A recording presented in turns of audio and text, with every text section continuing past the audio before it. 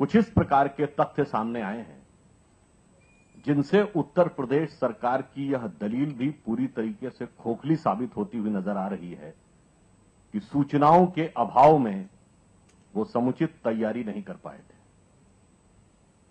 जब इस प्रकार की सूचनाएं आ रही हैं कि स्थानीय गुप्तचर सेवा के द्वारा, लोकल इंटेलिजेंस यूनिट के द्वारा यदि तकरीबन 80 रिपोर्ट्स उनको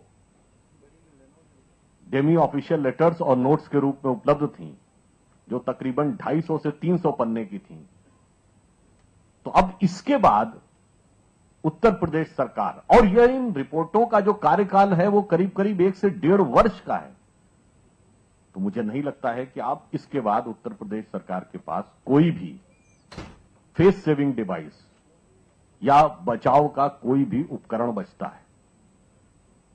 इतना ही नहीं, एक स्टिंग ऑपरेशन में आप लोगों ने यह भी देखा है कि वहां पर तैनात पुलिस अधिकारी यह कह रहे हैं कि साहब उन्हें किसी भी प्रकार की कार्रवाई की कोई अनुमति नहीं थी। तो इससे यह प्रतीत हो रहा है कि सूचनाएं उपयुक्त रूप में प्रचुर मात्रा में उपलब्ध थीं, परंतु फिर भी यदि कार्रवाई की अनुमति नहीं थी। इससे साफ है कि यह घटना कोई अनायास रूप में घटित नहीं हुई है, बल्कि उत्तर प्रदेश सरकार की एक सुनियोजित व्यवस्था के तहत है। इससे यह भी स्पष्ट होता है कि लापरवाही का नतीजा नहीं है, बल्कि एक व्यवस्थित योजना का अंग है। इसका हम निष्कर्ष यह निकालते हैं कि वैसे तो समाजवादी पार्टी की सरकार जब जब उत्तर प्रदेश में आती है, जमीनों पे कब्जे होना, बाहुबलियों का भय और आतंक होना एक स्वाभाविक प्रक्रिया है। परंतु मथुरा की घटना ने पहली बार यह दर्शाया है कि जमीन पर यह कब्जे का कार्य सपा के नेताओं के द्वारा नहीं, बल्कि संस्थागत रूप से उत्तर प्रदेश सरकार के द्वारा किया गया है। It is being done in an institutional manage by the government of Uttar Pradesh. क्यों? इसलिए क्योंकि इसमें उत्तर प्रदेश सरकार के बड़े ही वरिष्ठ मंत्री, जो मुख्यमंत्री के सीधे परिवार के हैं, वो लोग संलिप्त हैं। और अभी तक जांच के नाम पर कोई प्रभावी कार्रवाई तो छोड़िए, मुख्यमंत्री आकर यह कहने का साहस नहीं कर पा रहे हैं कि सरकार के वरिष्ठ मंत्री, जो कि उनके रिश्तेदार हैं, उनका इससे कोई लेना देना नहीं है। और फिर उत्तर प्रदेश सरकार उसी शैली में काम कर रही है कि एक सदस्यीय जांच, जो मुजफ्फरनगर पे उन्होंने किया था, जो यादव सिंह के प्रकरण पे किया था, वही एक सदस्यीय जांच यहां पर करना साफ दर्शाता है कि उनकी मंशा इस विषय में दोषियों को सजा देने की नहीं, बल्कि लीपापोती करने की है।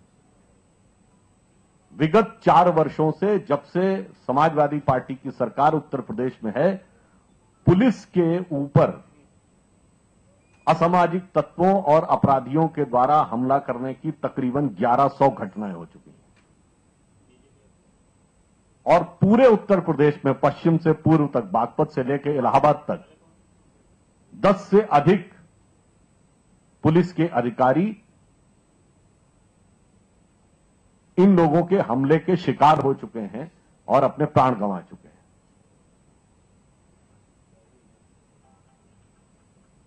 हमारी तरफ से बहुत स्पष्ट रूप से कहा जा चुका है, यदि उत्तर प्रदेश सरकार केंद्रीय जांच एजेंसी से जांच कराना चाहती है, सीबीआई की जांच के लिए संस्तुत करे, तो गृह मंत्री भी स्पष्ट कर चुके हैं कि हम जांच कराने के लिए तैयार हैं।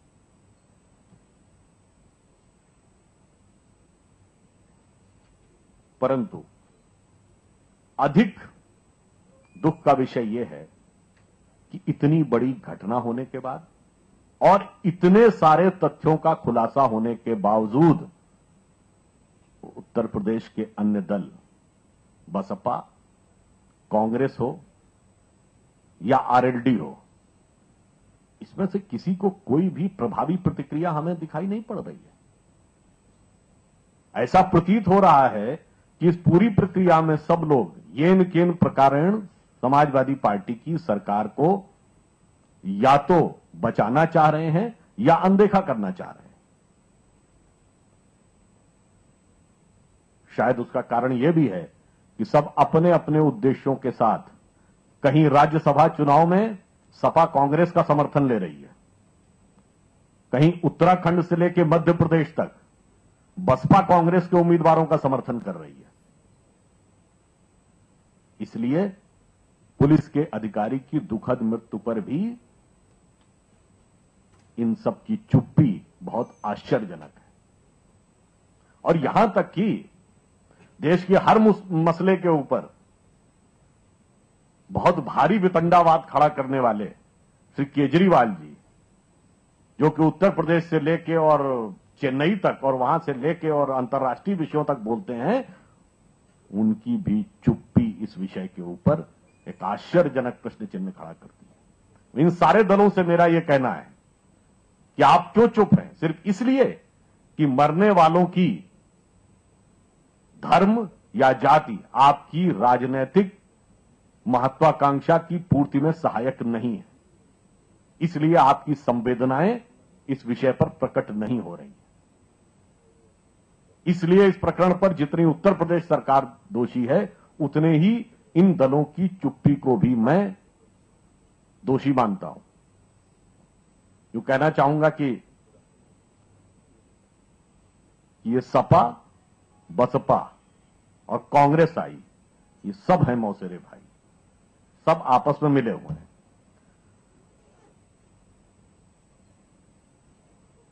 इसके अतिरिक्त हम यह भी कहना चाहेंगे कि हमारी पार्टी, जो कि उत्तर प्रदेश में प्रतिपक्ष में है, इस प्रकार के सभी अत्याचारों के लिए पूरी प्रबलता के साथ इस विषय को उठा रही है। शायद आप में से कुछ लोगों को जानकारी होगी कि उत्तर प्रदेश भाजपा ने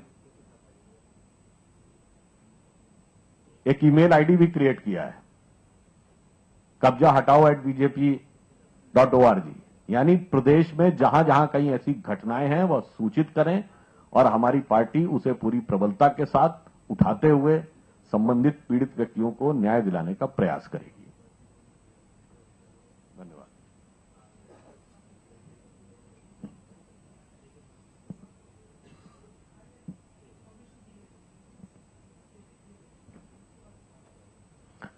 देखिए, हम यही बात कह रहे हैं कि जब यह बात स्पष्ट हो चुकी है कि इंफॉर्मेशन दी नहीं गई थी, इंफॉर्मेशन की श्रृंखलाएं दी गई थी and over a period of time दी गई थी, उसके बाद भी आप कार्रवाई नहीं कर रहे हैं, तो यह लापरवाही नहीं बल्कि एक प्रकार की योजनाबद्ध साजिश नजर आती है कि आप किसी एक कार्य को अंजाम देना चाहते थे। और मैं पुनः याद दिलाना चाहता हूं, आप याद करिए, मुजफ्फरनगर के दंगों के बाद भी एक इसी प्रकार का स्टिंग ऑपरेशन सामने आया था।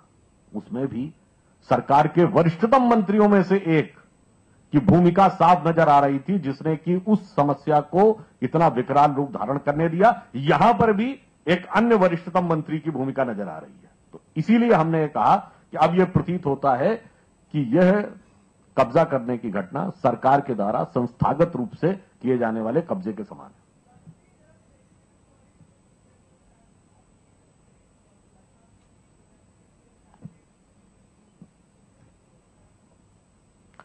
देखिए, ऐसा है कि जहां तक मुख्यमंत्री का प्रश्न है, तो मैं आप लोगों को याद दिलाना चाहूंगा, रामायण में एक उदाहरण आता है कि जब अंगद पहुंचता है रावण के दरबार में, तो रावण पूछता तुम्हारा सेनापति कौन है तो बताओ।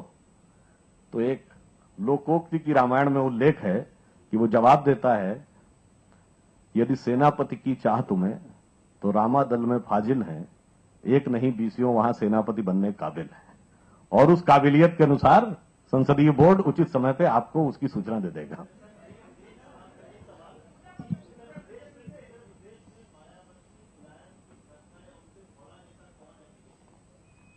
मैंने कहा ना, अरे भाई, दोनों क्षेत्रीय दल हैं, टेक्निकली भले ही मायावती जी राष्ट्रीय दल हो, तो हमारे दल का तो तमाम नेता उनसे बड़े माने जाएंगे। बताइए, तो तभी तब तो मायावती जी कभी केंद्रीय मंत्री तक नहीं रही हैं।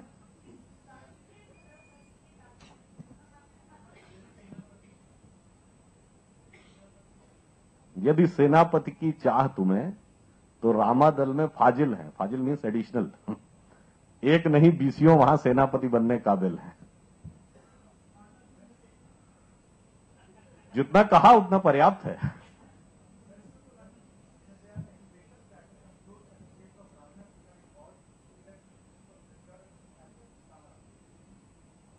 नहीं, इस प्रकार की कोई बात पूर्णतः निराधार है।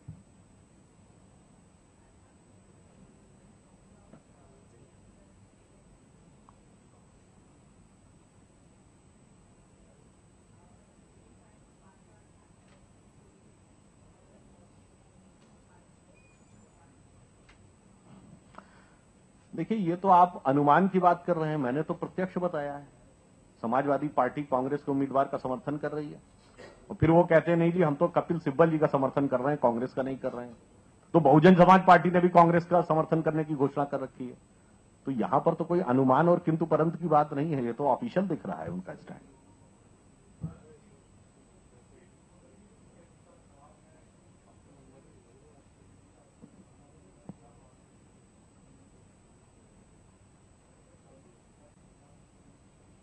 नहीं, भारत सरकार के किसी भी विभाग में नियुक्ति के संदर्भ में इस प्रकार का कोई भी कॉलम नहीं है।